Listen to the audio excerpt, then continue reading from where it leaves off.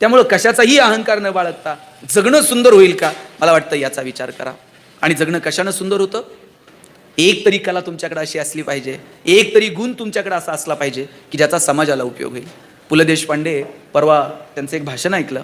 ते म्हटले, देवानं हसवण्याची कला देऊन मला या जगात पाठवलं, आणि जेव्हा माझा श्वास थांबेल आणि मी वरती निघून जाईल आणि ब्रह्मदेवाच्या समोर गेल्यानंतर जर ब्रह्मदेवानं जर मला विचारलं, पुरुषोत्तमा तुला हसण्याची कला दिली होती, तू जगाला काय वाटून आला?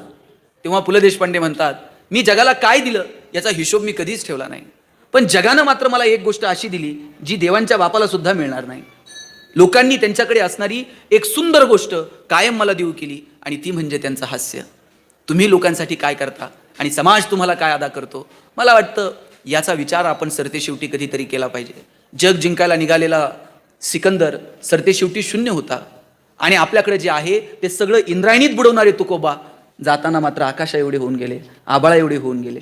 जगण्याचं हे सुंदर तत्वज्ञान आम्हाला आमच्या लेकरांना सांगितलं पाहिजे.